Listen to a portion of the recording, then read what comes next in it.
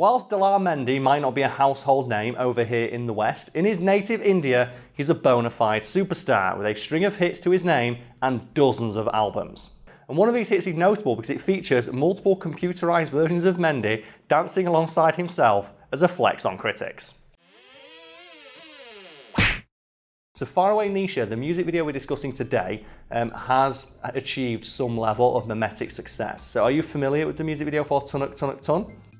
I'm actually not, no. Okay, so right now, for me, can you Google Tunak, Tunak, Tun on YouTube and just watch the video and describe what you see for the audience at home? And hopefully we can just have behind us, like, just the music video itself, but without the music, so we don't want to get copyright struck. But yeah, sure. Let me know when you've got it and then you hit play and we can sync it together. Okay, so I'm about to click on the video now. Okay, perfect. It's an advert, of course. You can't say that when I'm having a drink, Nisha. It's like, because you just like, how matter-of-factly you say, I'm clicking play, there's an advert, and I'd sat in my head, I went, of course there is. Thanks, YouTube. Okay. Okay, right, I'm ready to play it. Yeah, bang. Okay, so the sun's rising. How's that sun look, Nisha? Very bad CGI. Oh my god. It's the fucking earth. This looks like my first year uni project. Okay, he's just appeared in flames. He's just appeared in the snow. He's literally dancing and singing to himself. And that's the entire video. There is a loose plot to that video, and it's about like representatives of the 4 elements coming to Earth to work in tandem with it. But basically, it is just Mendy dancing and singing with himself, or playing with himself, if you will, in front of a blue screen, much in the same way that we sometimes do in these videos. And Nisha, firstly, thoughts? Well, I'm still watching it on mute, and there's now 4 of them all together on screen. Yeah. In different colours. That's the important thing, in different colours, each representative of one of the elements. Very 90s.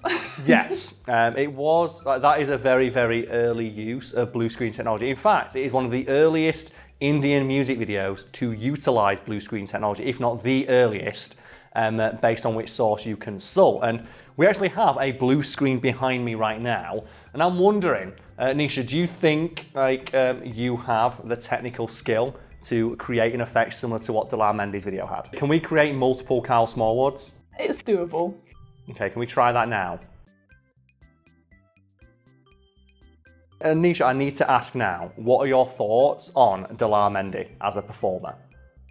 You know what, he's very likeable. Like, just watching like 2 minutes of this video, I'm already like, yeah, I really like him. Yeah, he just seems like a guy who's having a good time. And in the mid-90s, Mendy was enjoying stratospheric success in his native India, thanks to a string of hits he'd released, some of which were the biggest the country had ever seen up to that point. And almost every single one of Mendy's videos feature his now trademark combo of his bright turban, flowing pimp robes, and then just hundreds of buxom women dancing around him, just having a great time. And critics did not like that and accused Mendy of only being successful because he filled all of his videos with beautiful women. Because, if there's one thing I know about music, Nisha, it's that it's a very visual-based medium. Would you agree? Oh yeah, definitely. You need the visuals.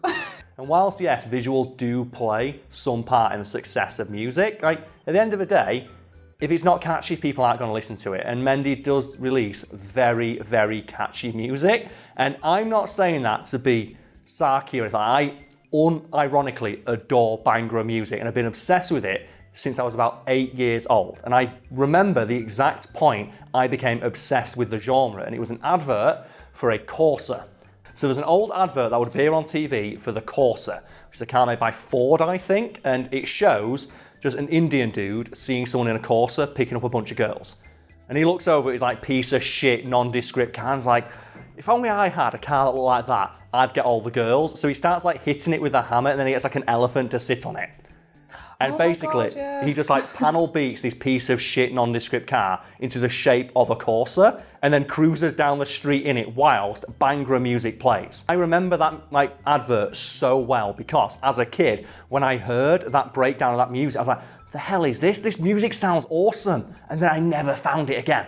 Because obviously as a kid, I don't know what banger music is. I just knew it was this really catchy song in an advert. Mendy, yeah, he did fill his music videos with like, you know, lots of beautiful buxom women who were just like gyrating on the spot, but so does like, you know, every musician, basically. And no one criticises them for only being successful because they have women in their videos. There is a degree of artistry there. And I think one of my favourite things about modern music now is the success of Lewis Capaldi. And I do not like Lewis Capaldi's music, it's not my cup of tea. I adore Lewis Capaldi, the man, because he does not give a fuck. But to bring it back to Mendy, he was not happy about this criticism of his music and his success. Like, you know, as he had all rights to be, because he was basically being told the only reason you're successful is because you put beautiful women in your videos, not because you are a good singer or a good songwriter or, you know, your artistry, or you just put on a good show, because his shows are, by all accounts, fucking incredible. And he holds the record for like longest concert with a non-stop performance of like 4 hours, because he just went on stage for 4 hours and just danced in that outfit. Holy shit. Yeah.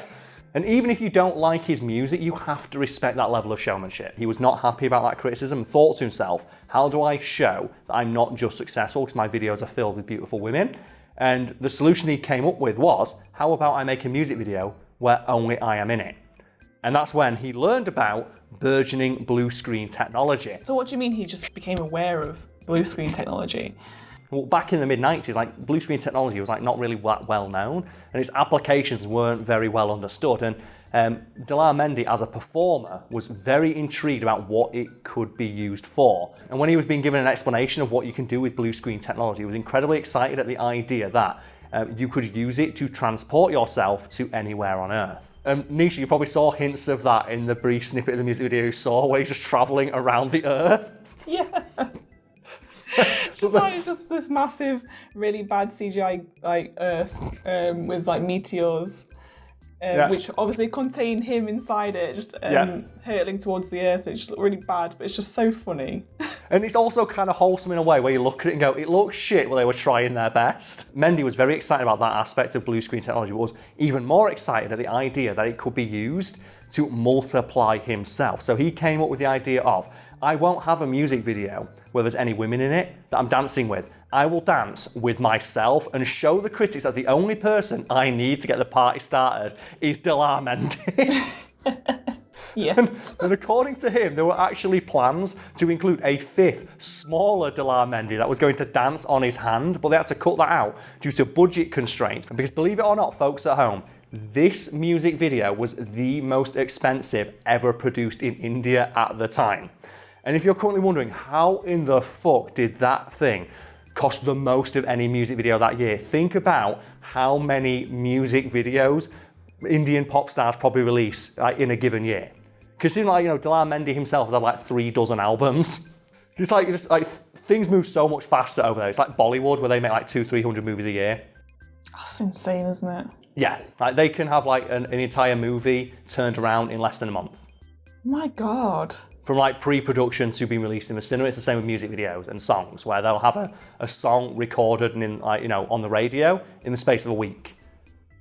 And because things move so fast over there, obviously like your music videos what we make. So spending a lot of money on a music video is a really bad idea, because we're going to release another one in 3 weeks. Why would you spend? The dilemma's like, no. I need to spend this amount of money because I need to style on the critics. I need 4 of me dressed like they're going to the King of Iron Fist tournament to dance in front of a blue screen like jackasses as the Earth itself gets hyped to our sick beat. It was worth it. Definitely worth it. It's fucking worth it, because like Tonic was like his biggest hit. It's like one of his biggest hits he's ever done. It was like, you know, it was in the charts for like months in India, and it also as well allowed him to gain some degree of international fame. As mentioned at the start of this piece, this video gained mimetic success many years after its release, but also was popular in areas around India just because of how bizarre it is. Because you look at it and go, I don't know what this is, but I like it. That's the story of how just a dude flexed on critics using multiple versions of himself. So far away, Nisha, this video in a roundabout way was about music videos. So, are there any music videos that stick out in your mind as being especially eye-catching or good? And we will put clips in, but we're going to mute the audio because we've had too many occasions where we've included a brief clip from a music video or a song and immediately been copyright struck. So These music videos will be playing, but they're going to be sans audio, because we're just not about that life, unfortunately. And I'll open with another video that makes extensive use of blue screen technology, and that is the video for Dragonforce's Operation Ground and Pound. Because I'm a huge fan of that band and how over the top it is, and that music video is just them playing on the top of a mountain, but it's a really bad CGI mountain.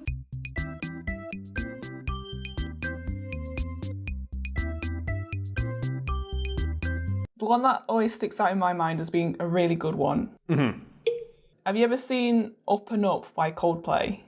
I have not, no. It's like a collection of like random videos combined with elements of other videos. So for example, there's just like footage of a washing machine. And if you look inside the washing machine, like the window, there's people swimming underwater.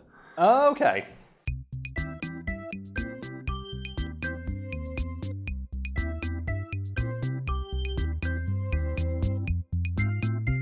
There's another shot where there's a couple just eating soup. But in the bowl, it looks like an ocean with a boat in it.